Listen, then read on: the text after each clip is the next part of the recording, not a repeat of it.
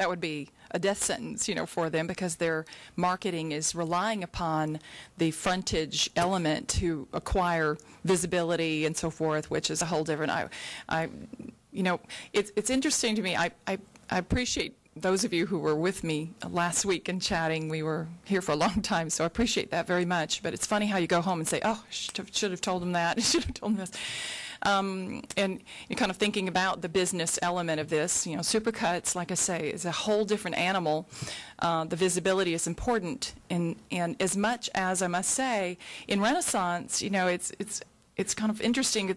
Everyone I've mentioned this to, and of course my clients are coming in, so when are you moving? And so I have to kind of tell them a little bit about the delay.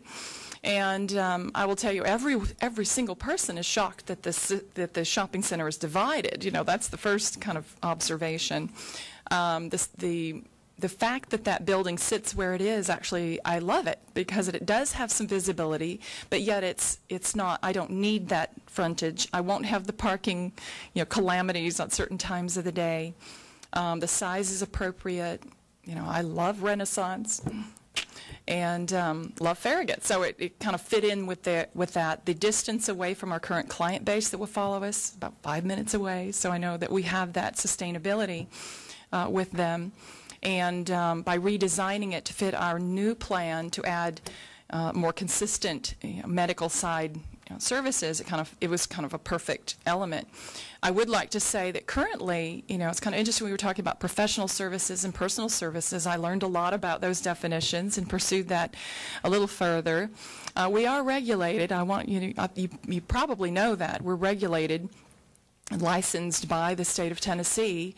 In fact, we're licensed by the same organization that regulates real estate offices, accounting, engineering, and all of that from the Tennessee Department of Commerce. So I must say, even though I understand the difference of the definition, but when I was told I don't run a professional service business, that, of course, I disagreed, because we are professional. We do have a license. We do appreciate that. The personal service side, I can't think of anything more personal than a doctor coming in. So I had some confusion in trying to understand the actual definitions and the businesses, and I appreciate that when these regulations were applied, obviously the day spa, medical spa, massage, all of these specialized places were not existent, just weren't even a fathom of our imagination back then.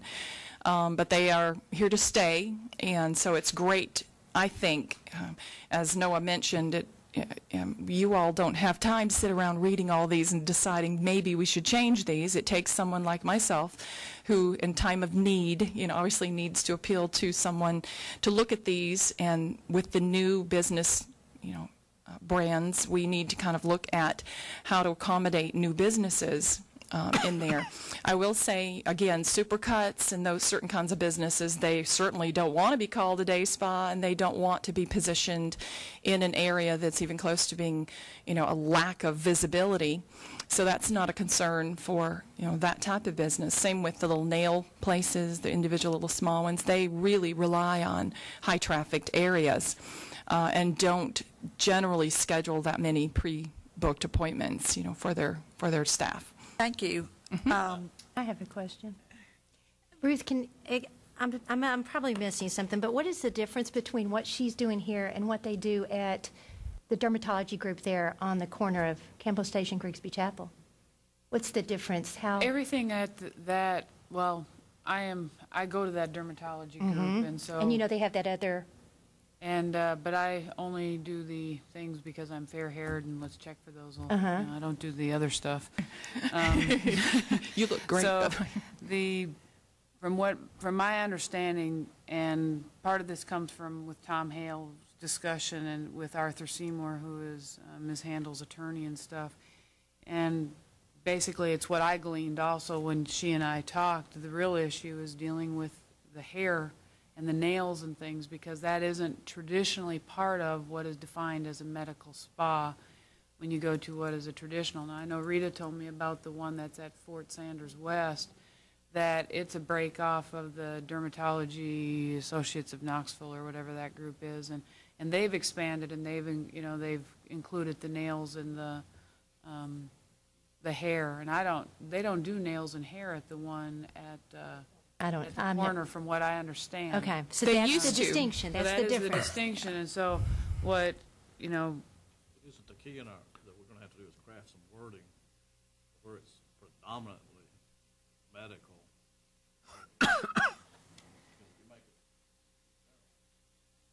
Change the mix, or somebody comes in with a different mix, but it's still allowed, so. Well, that was actually a path I was going to ask about, Ruth. Would it be too onerous for staff, and I'm just pulling these numbers out of the air, okay, if we said a minimum of 30% or 40 or 50% of the revenues need to be provided by a medical doctor? no, I'll be honest with you, because, you know, it's one of those things where, you know, she would be told this on the front end, and then what would trigger us looking into it is if we started getting complaints.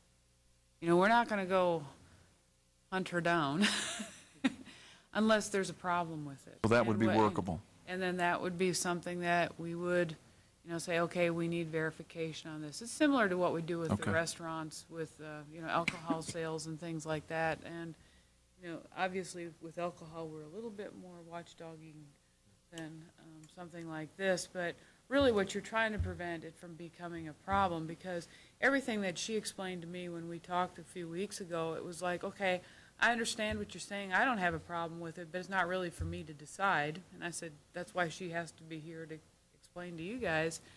That was like, the best thing to do is, under the professional services definition, in the third line, it says financial, business, consulting services, accounting offices, medical spas, and other similar activities. And then to define medical spas, to, you know, take some of these other definitions that I have found and kind of craft it to include a wide variety of your traditional medical spa things, but also to be to clearly include the hair treatments. And I'm going to call it hair treatments. I'm not going to call it haircuts, beauticians, or anything like that. And nails. What's a good, do I just say nails, or what do I say? Well, you know, that's, yeah, nails, yeah. Okay.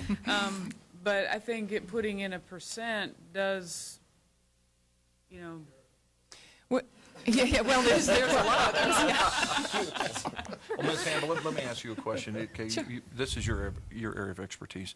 What do you think would be a reasonable percentage? Well, I again, kind of clarifying what that is, because Yeah. aesthetics, and I'm talking revenue. Okay. Okay. I think you got to If we look at said traffic as 50% well. of revenues, would that be too? I much? think that's, well, I think that's obviously a strong, you know, medical side. If we're looking at revenues, obviously dollars per client, as I mentioned before, there's a higher value to a client who's receiving some of those, you know, treatments. I think in all fairness, to maintain the continuity, obviously, you don't want let's just, for the sake of it, I can appreciate you don't want a supercuts coming in and adding a doctor to come in for 1 hour a week, Right. you know, And and all of that's a the kind of sudden they stuff say, that- well, I'm a medical spa. Yes. So I can appreciate, you know, that there's some kind of guideline, you know, obviously, whether it's so much space devoted to, you know, I don't know. I mean, revenues possibly. Well, what I like about revenues is this. It's pertinent to you, because well, just let me take you down the path why I'm the saying that. wrinkles out of your face and its skin, and that's probably $15,000. Well, it might be. But Well, just let me. well, that would just be let me- great. We'll sign you right up. Where No, I was the- going with this, though, is if we do something like that, it needs to be something that we can measure. Yes. You know, foot traffic seems to make sense, but it's tough to measure. Mm-hmm.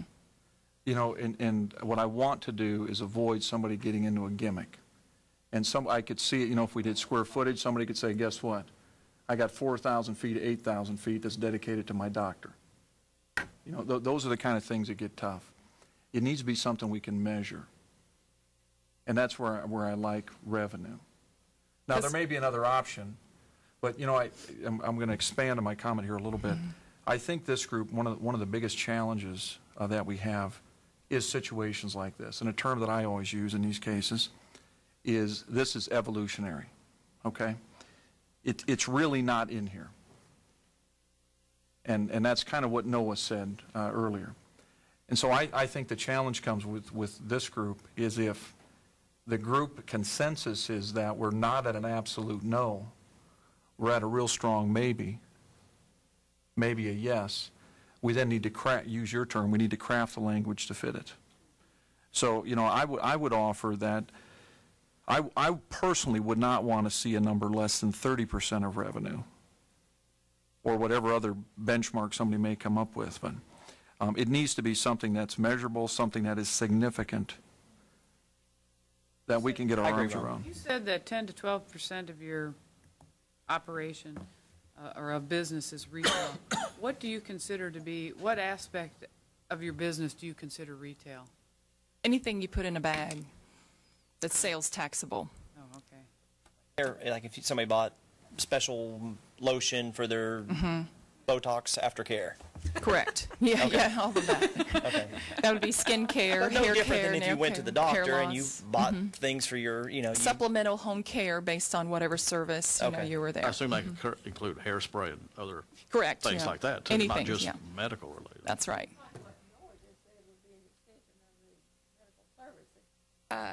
Not just, Because we do have, obviously our skin care line does complement the aesthetics. Massage currently is probably one of the lower, very few people purchase something following a massage, treatment, which is a medical board certified side of the business as well. But from the aesthetic side, there's a collection of items that, skin care, whether it be for rosacea, brown spots, lots of different things. There's home care to help reciprocate the procedures that, they paid lots of money to have the correction, so they want to keep that up at home. so we need to remember we're not just talking about her particular operation too. There will be others probably that will come along, so we need to keep that in mind. Well, let me say my 2 cents. I have some misgivings about this notion of a test to see whether they qualify or not, which can change from day to day. That puts a burden on us to treat this business different from every other business we have. So I am firmly against the notion of putting a test of revenue on the issuing of any permit for any use in any zoning classification. Are you restricting your objection to a test based on revenue or a test period? A test based on revenue. Yeah, I like to say a test, but I don't know that it's based on revenue. No, I mean, it needs to be proved that it's medical, predominantly medical. for example, I think. restaurants are required to sell a percentage of food that's greater than that of alcohol. I don't know what the percentage is, 80% or something like that. If they fail to do that, do they get kicked out of the zone, or do they get their alcohol permit lifted? As I said earlier, I'm not stuck on revenue. It just needs to be something that's measurable and that one can easily measure. Maybe it's a percentage of staff that is a licensed medical provider. Maybe that's the test. That's still putting a test on one particular approved use of the zoning. If you don't have some kind of test, a verification that it's predominantly medical, based on whatever you can define as predominantly medical,